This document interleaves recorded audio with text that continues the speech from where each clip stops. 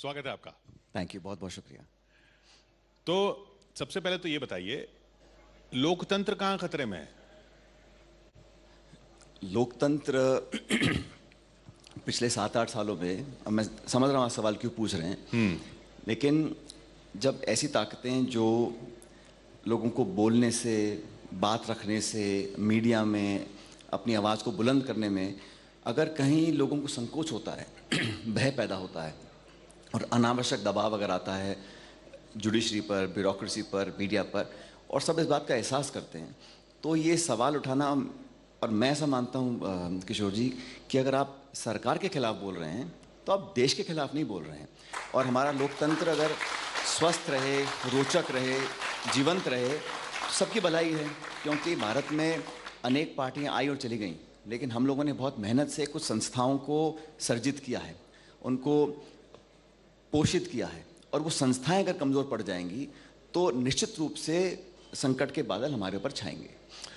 आप कह रहे हैं कि सरकार देश नहीं है, लेकिन लोकतंत्र भी तो कांग्रेस नहीं है ना। आप जब कांग्रेस खतरे में है, इसका मतलब ये थोड़ी कि लोकतंत्र खतरे में हो गया। नहीं, बिल्कुल सही कह रहे हो। कांग्रेस खतरे में है या नहीं अलग बात है, और इस देश में 40 पार्टियां हैं, पार्टियां बहुत हैं, लेकिन जो व्यवस्था बनी है, जो लोगों का विश्वास है, लोगों का जो एक कॉन्फिडेंस है हमारे लोकतंत्र प्रजातंत्र में, वो हमेशा कायम रहना चाहिए। और अगर हम किसी चीज़ को ग्रांटेड लेके बैठे रहें कि ये तो है ही, तो मुझे लगता है नर्चर करना, सचेत रहना, सावधान रहना। और अगर कहीं लोगों को लगता है, जैसे अनेकों बार मैंने देखा है, जो ग्लोबल हमारा फ्रीडम ऑफ स्पीच है इंडेक्स, उसमें लगातार भारत का रैंक गिरता चला जा रहा है। क्यों?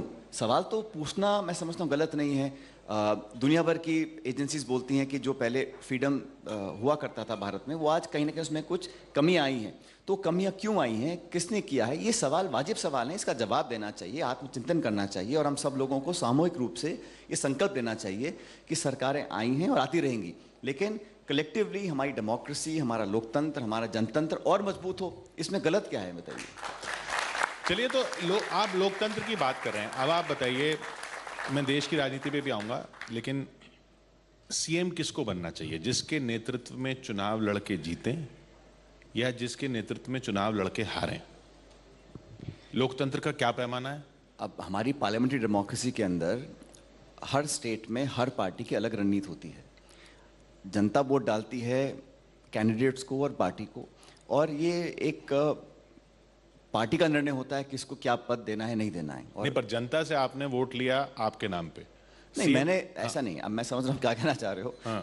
हमने मेहनत कर, क्योंकि राजस्थान के अंदर हम लोगों ने जब चुनाव लड़ा था तो हमारी स्थिति बहुत कमज़ोर थी 2013 में। उसके बाद 5 साल तक सबने मेहनत करी, और ये बात सच है कि मैं अध्यक्ष रहा और मैंने सबको साथ लेकर काम करने की एक चेष्टा करी, और अंत में जो निर्णय था वो पार्टी ने लिया, उसको सबने स्वीकार किया, उसमें ऐसी कोई इशू नहीं था।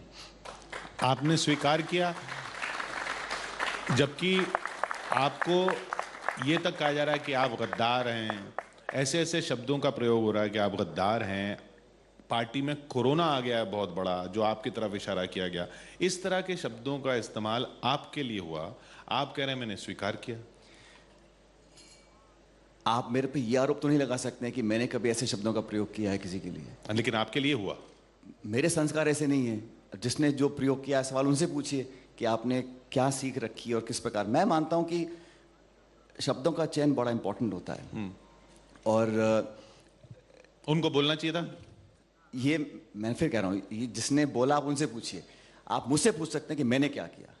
मैंने, हमारी संस्कृति, हमारा जो एक परवरिश हम लोगों की है इस देश में, समाज में, हमेशा हमसे जो उम्र में बड़े लोग हैं, कोई भी हो, किसी दल का हो, हमने हमेशा मान सम्मान ही दिया है व्यक्तिगत रूप से। और जब भी मुझे जो शब्दों का आपने प्रयोग कहा, मेरे बारे में कहा गया, तो किस इंसान को बुरा नहीं लगेगा। लेकिन मैंने ये सोचा कि अगर मैं भी वही रिस्पॉन्ड करूंगा, मैं और तीखे शब्द बोलूंगा, उसे लाभ किसको मिलेगा? जो लोग हमें देख रहे हैं वो क्या सोचेंगे? तो ये तो जिस व्यक्ति ने बोला उनको सोचना चाहिए कि आप विरोध कर सकते हो किशोर, आप विरोध कर सकते हो, आप असहमत हो सकते हो, आप राजनीतिक चुनौती दे सकते हो, लेकिन शब्दों का चयन मैं समझता हूँ, मैंने कम से कम अपने जीवन में ऐसे शब्दों का प्रयोग नहीं किया जिस पर बाद में मुझे रिग्रेट हो या मुझे बुरा लगे या लोगों के बीच में मेरी साख कम हो। क्योंकि जीवन लंबा होता है और शब्द एक बार निकल जाते तो वापस नहीं आते हैं। और इसलिए मुझे लगता है कि खासकर जो नौजवान तबका है उसको तो हमें उदाहरण देना पड़ेगा ना। तो मैं आपको पसंद ना भी करता हूँ तो 100 तरीके हैं अपनी नापसंदीदा जाहिर करने के, लेकिन जिन शब्दों का प्रयोग किया मैं समझता हूँ मैंने कम से कम उसी टोन में रिप्लाई नहीं किया, और मैं करूँगा भी नहीं। आप कह रहे हैं कि आप जो करते हैं उसका ऐसा करते हैं कि जिसका अफसोस ना हो। आपको इसका अफसोस है कि आप कैंपेनिंग में जब निकले तो मोटरसाइकिल आप चला रहे थे, पीछे वो बैठे हुए थे, और अब आप सवारी भी नहीं है जब वो गाड़ी चला रहे हैं तो?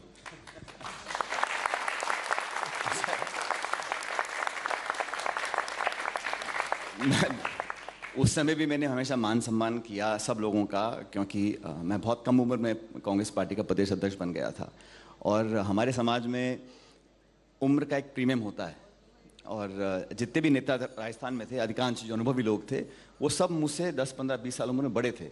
तो मुझे लगा मैं इनसे उम्र में छोटा हूँ लेकिन पद मेरा बड़ा है, तो उन लोगों को लगना नहीं चाहिए कि ये बड़े पद पर बैठा है और हम लोगों को तो मैंने एक उसको बोलते हैं अंग्रेजी में बेंडिंग ओवर बैकवर्ड्स, तो मैंने दुगना झुककर उन लोगों को लगना चाहिए कि मैं उनके घरों में गया, मैंने घुटनों को हाथ लगाया, हाथ जोड़े, दादा दादी चाचा ताई सब बोल के सबको मैंने कहा भाई आपको लगना नहीं चाहिए कि क्योंकि आज मेरे पास पद है तो आप कहीं आपको अजीब लगे मेरे साथ काम करने में। तो मैंने सबको साथ लेकर चला क्योंकि पार्टी को ज़रूरत उस समय थी। आप मत भूलें कि राजस्थान में 200 विधानसभा सीटें हैं, हम लोग 21 पे रह गए थे। अगर हमारी एक सीट कम होती तो हम नेता प्रतिपक्ष भी नहीं बन पाते। तो उस हाल में हम लोग थे जब मुझे कांग्रेस पार्टी ने कहा कि आप अध्यक्ष बन के काम करिए, और फिर इन 5 सालों का लंबा संघर्ष रहा, सबने सहयोग दिया, मैंने सबका सहयोग लिया भी, और उसका परिणाम था कि हम लोग सरकार बना पाए 2018 के अंदर। अब कैसे बनेगी? अब जो चल रहा है इसमें कैसे बनेगी? आप जब गाड़ी एक साथ चला रहे थे तब सरकार बन गई ना, अब तो गाड़ी जैसे चल रही है सारी दुनिया देख रही है, अब कैसे बनेगी सरकार?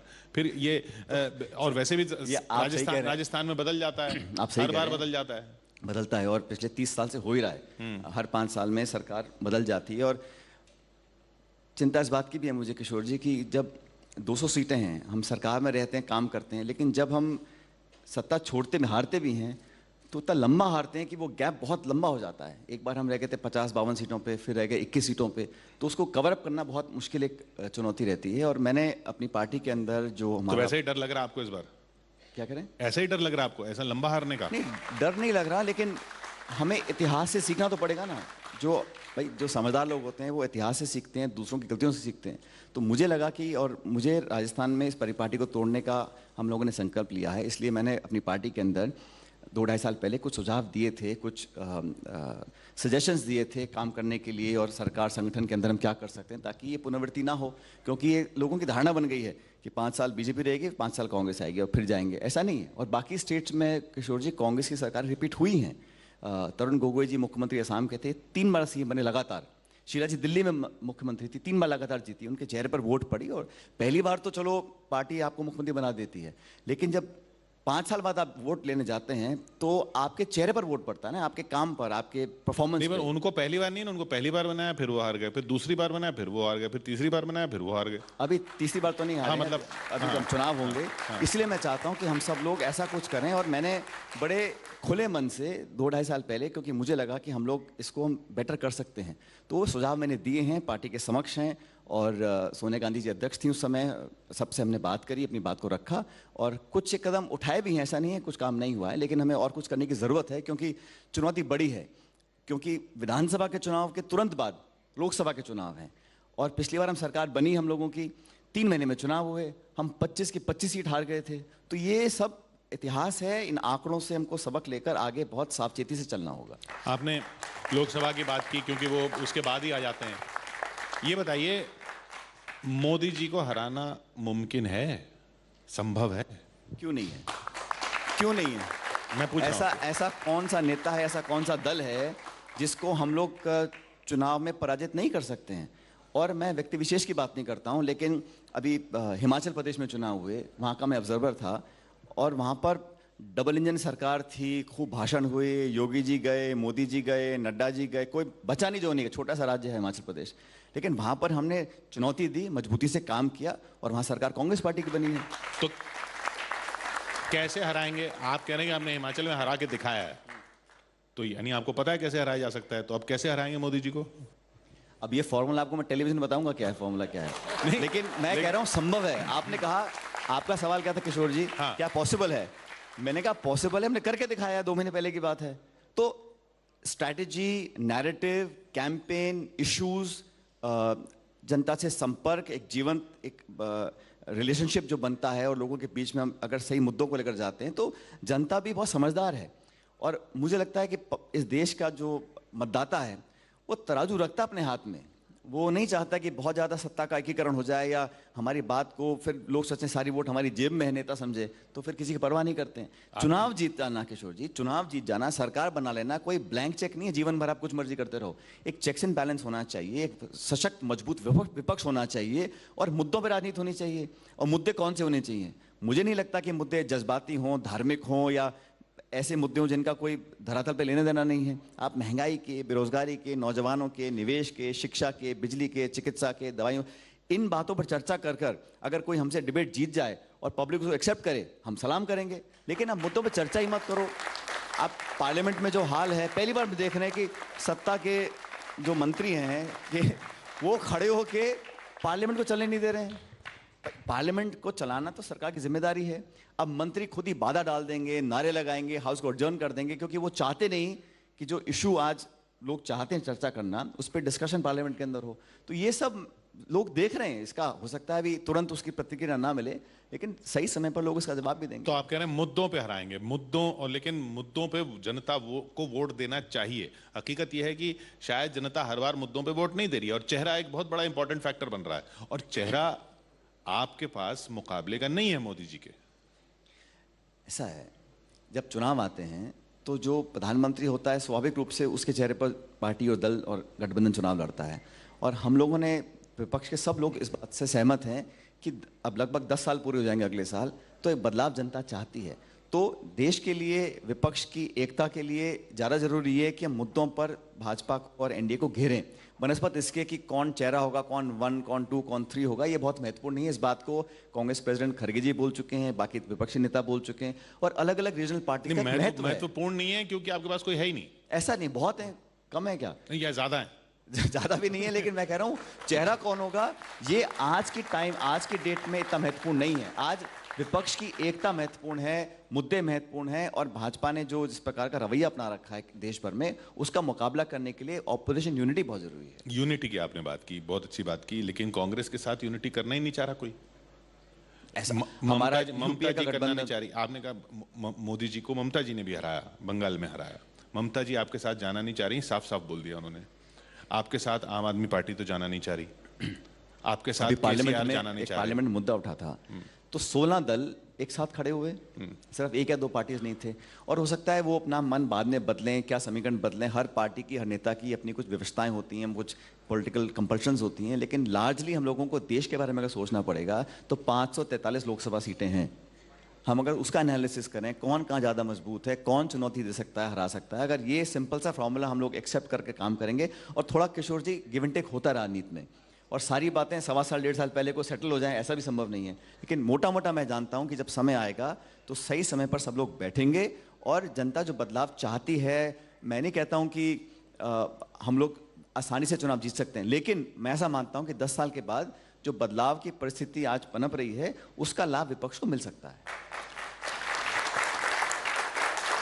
जो आप आइडियल बातें कर रहे हैं, लेकिन हकीकत यह है कि आप भी तो उनको बीजेपी की बी टीम बोलते रहते हैं। अब उनको आप बीजेपी की बी टीम बोलोगे और फिर उनके साथ आप ये भी उम्मीद करोगे कि वो आपके साथ अब जब चुनाव प्रचार होता है, वोट पड़ रहे हैं 2 दिन के अंदर, सामने चुनौती जो इमीडिएट है उसका तो हम लोगों को मुकाबला करना पड़ता है, लेकिन हर बात जो चुनाव प्रचार में बोली जाती है, अब बीजेपी और मोदी साहब और सब लोग गए थे मेघालय में, जो उनके पार्टनर थे 5 साल तक, उनसे वो अलग हो गए और खूब कोसा उनको चुनाव में, और जैसे चुनाव परिणाम आए उनके शपथ ग्रहण में पहुंच गए हाथ मिलाने के लिए। तो ये तो वो सवाल नहीं पूछ रहे हैं, आप मेरे से सवाल पूछ रहे हो, लेकिन आपने कभी पूछा है जो भी पहले मंत्री बैठे थे महोदय जी किसी और से, कि आप चुनाव प्रचार में तो कोस रहे हो और परिणाम आती, बहुमत आ गया तो आप उनसे हाथ मिला रहे हो। तो ये एक राजनीति में सिद्धांतवादी राजनीति होनी चाहिए, लेकिन कभी कभी पॉलिटिकल कंपल्सन ऐसी आती हैं कि सरकार का निर्माण करना है कैसे। अब कभी अगर खंडित जनादेश आ गया तो अब क्या करेंगे? कोई ना कोई फॉर्मूला निकालना पड़ेगा, लेकिन जो देश हित में है, जो पब्लिक के गले उतर जाए, वो बातें करेंगे तो बेहतर रहता है। यानी यकीन है आपको कि मोदी जी को हराया जा सकता है? मैं कहता हूँ मोदी जी क्या, वो भी तो अल्टीमेटली एक इंसान ही है, उनकी भी एक पार्टी है, तो ऐसा नहीं है कि पहले वो नहीं हारे या आगे नहीं हार सकते हैं, लेकिन 10 साल के अभी तो वो ऐसे ही चल रहे हैं जैसे कि आगे 50 साल तक अब ऐसे ही वाजपेयी जी भी चुनाव लड़े 2004 में, इंडिया शाइनिंग, और प्रीपोन कर दिए चुनाव, परिणाम क्या हुआ?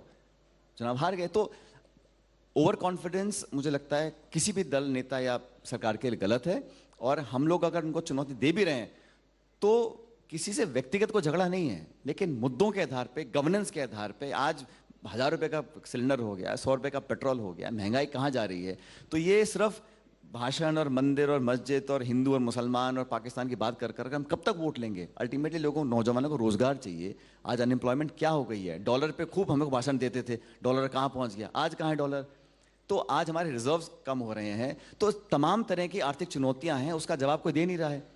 निवेश हो नहीं पा रहा है जितना हम भाषण दिया। पहले stand up India, digital India, make in India, fit India, 15 नारे लगा दिए इन्होंने 9 साल के अंदर।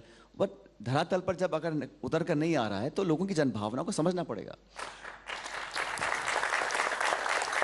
आपने मुस्लिम, हिंदू, मुसलमान की बात की।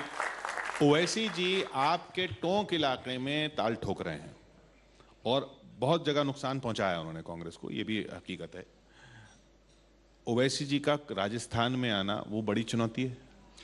सबका स्वागत है। राजस्थान के आप कहीं भी चुनाव लड़ो, एक हमारा खुला देश है, कोई भी दल कहीं भी जाके चुनाव लड़े, भाषण दे, चुनौती दे। और हमारे यहाँ तो राजस्थान तो बड़ा एक सांस्कृतिक रूप से सबको न्योता देने वाला प्रदेश है, मेहमान नवाजी का प्रदेश है। कोई भी आए अपनी बात को रखे, हम कभी ना किसी को रोकते हैं ना टोकते हैं। लेकिन मैं इतना कहना चाहता हूँ, जो भी व्यक्ति, कोई भी दल आए अपनी बात को रखे तो सार्थक बात करे, पॉजिटिव बात करे, कमियां हो तो उनको गिनाए। लेकिन धर्म और फिर मंदिर और मस्जिद बार बार उन चर्चाओं करने से मुझे लगता है कि कोई बहुत ज़्यादा लाभ नहीं होता है। आप गवर्नेंस की बात करें, आप इशू को टेकअप करें, बाकी पार्टी तो 50 आके लड़ने क्या दिक्कत है? मैं तो सबको न्योते, जो नहीं भी आ रहा वो भी आ जाए, लड़ ले चुनाव। नहीं, ये सब लोग वो आ रहे हैं जो, जिनका ये मानना है कि कांग्रेस का जो वोट है वो इतना लूज हो चुका है कि उसको छीना जा सकता है। ममता जी ने जो खड़ा किया बंगाल में, वो कांग्रेस है, वो कांग्रेस का नया रूप है एक तरह से। वो सारे वोटर जो थे वो आपके थे। इसी तरीके से केसीआर ने जो आंध्र प्रदेश में खड़ा किया, उसमें सारे पुराने कांग्रेसी ही मिले हुए हैं। आम आदमी पार्टी दिल्ली में जो है वो पूरा शीला दीक्षित की जो वोट था वो सारा उधर चला गया। राजस्थान में भी तो ये खतरा है ना, आम आदमी पार्टी वहां पर भी ताल ठोक रही है। मैंने कहा ना, वो तो हर पार्टी, छोटी बड़ी, पहले भी लड़ते आए हैं। हमारे यहाँ बहुत सारी पार्टी चुनाव लड़ती हैं, छोटी बड़ी। तो चुनाव कौन लड़ रहा है इंपॉर्टेंट नहीं है, वो तो पब्लिक अल्टीमेटली जज करेगी किसको वोट डालना है, किसको नहीं डालना है। मैं तो कांग्रेस का जनाधार खिसकने का खतरा कुछ नहीं है राजस्थान में। फिर कह रहा हूँ आपको, हमारी सरकार बनी, हमने काम भी अच्छा किया है, लेकिन अब आने वाले चुनाव जो लास्ट 7-8 महीने बचे हैं, इसमें हम लोगों को और जनता के बीच जाकर मजबूती से बात को रखना पड़ेगा। और हम लोगों ने संगठन को, सरकार के बारे में बहुत सारी बातें मैंने बोल रखी हैं, और उस पर मुझे लगता है अगर हम लोग काम करेंगे, मेरा व्यक्तिगत मानना है, हो सकता है मेरी सारी बात सही ना हो, लेकिन जो मेरा व्यक्तिगत मानना है कि उन बातों पर अमल करेंगे तो जो पुनरावृत्ति पहले हो चुकी हैं कि हम सरकार में आए फिर बाहर हो गए, आए फिर बाहर हो गए, उसको हम रोक सकते हैं। राजनीति में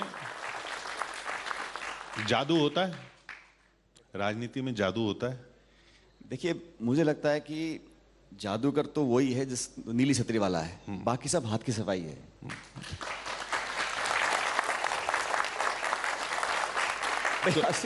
जो ऊपर वाला है वो तो कर सकता है, बाकी जो हमें दिखता है वो तो हाथ की सफाई होती है। यहाँ के जादूगर जो हैं, जिन्होंने आपको परेशान कर रखा है, उनसे डर नहीं है? मैं किसी से परेशान नहीं होता और ना परेशान होना चाहिए।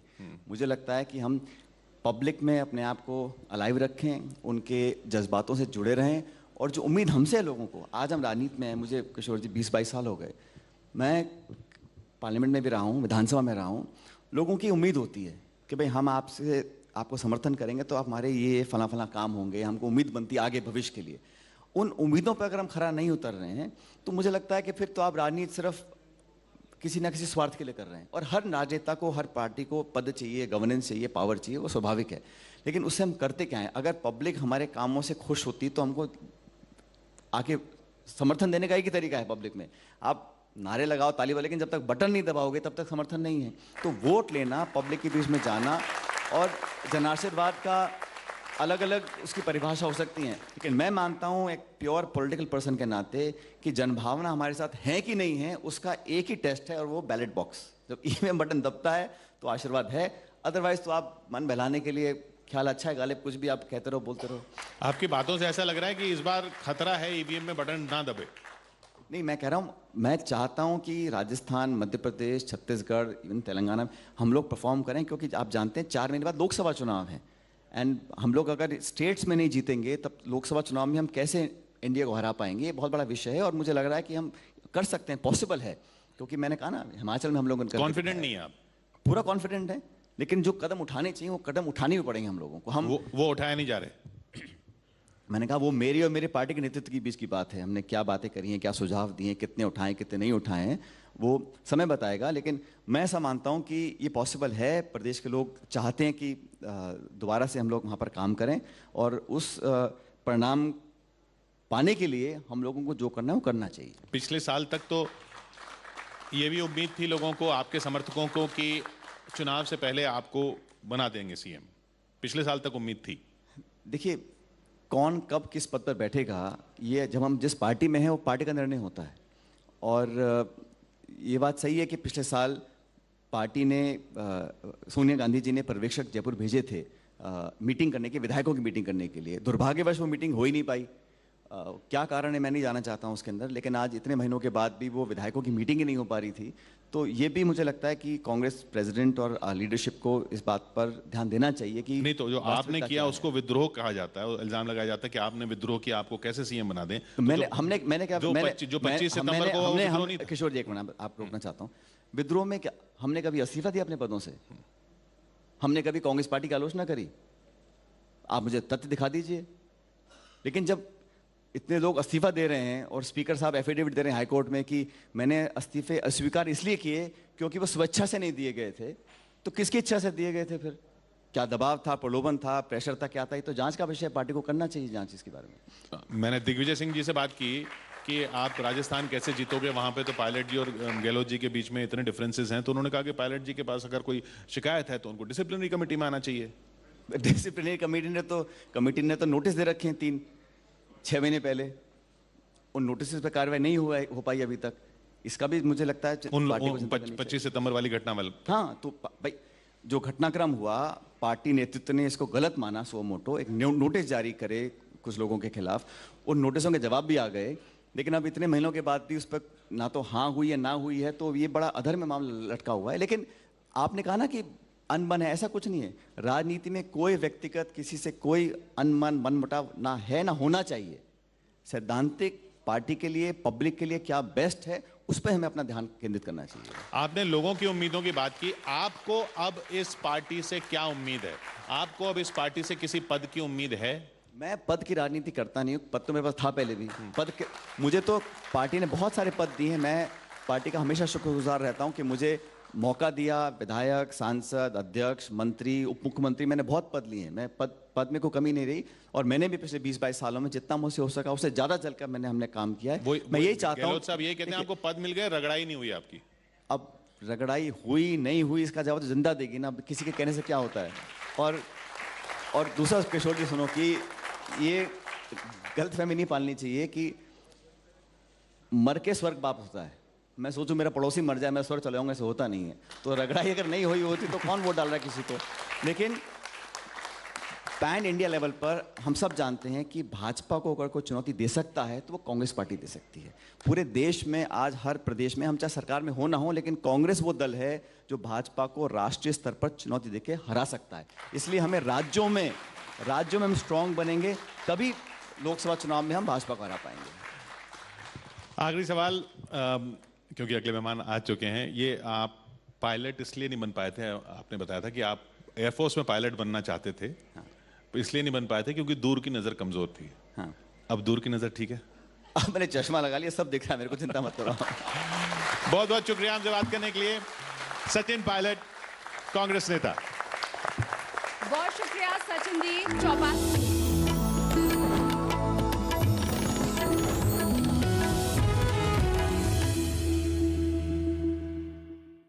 गाड़ी में अमृतपाल था या नहीं ये साफ नहीं है। जलंधर के मेहताबपुर बाजार का बताया गया वीडियो की जांच जारी।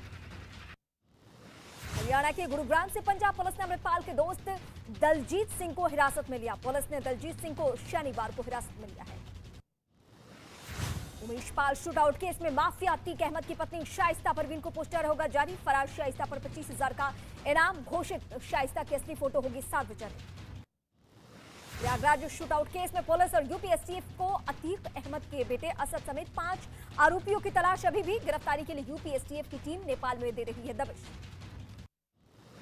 बीजेपी अध्यक्ष जेपी नड्डा ने किया पार्टी के नेशनल यूथ पार्लियामेंट का उद्घाटन। कार्यक्रम में नड्डा बोले युवाओं को इन्फॉर्म रखना और अहम मुद्दों पर उनसे चर्चा करना जरूरी।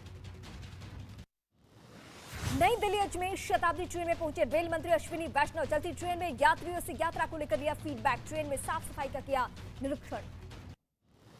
अयोध्या दौरे पर यूपी के सीएम योगी आदित्यनाथ हनुमानगढ़ी मंदिर में किए दर्शन पूजन।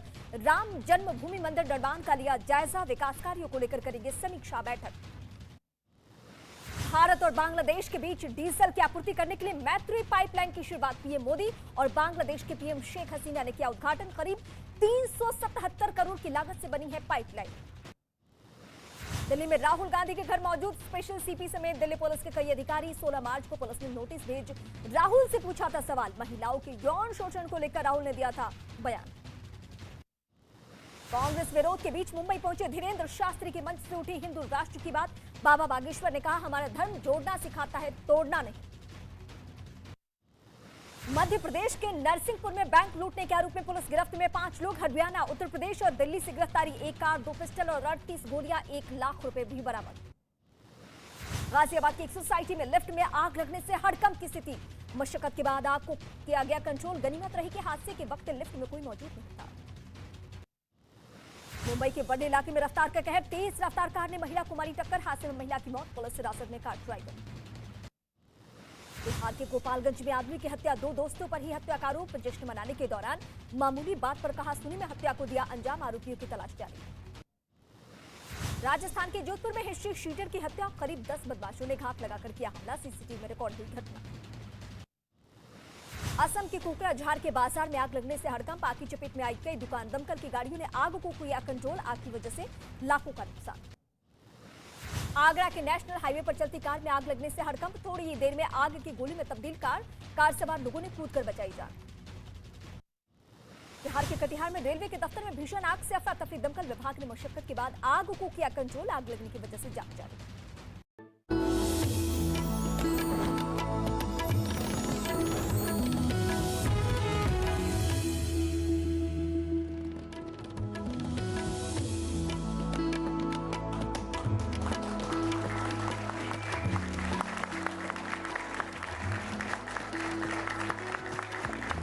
And he has smashed the top for a huge 6. नहीं, ये कोई कमेंट्री नहीं है, बल्कि ये अंदाज है हमारे अगले मेहमान का, जो कि आ रहे हैं चौपाल के इस मंच पर, क्योंकि उनकी जिंदगी का उसूल बहुत ही सीधा है। आवेदन, निवेदन और फिर दे दनादन। तो स्वागत कीजिए नजफगढ़ के नवाब वीरेंद्र सहवाग का, और उनसे बात करेंगे किशोर अजवानी और अमृत आनंद।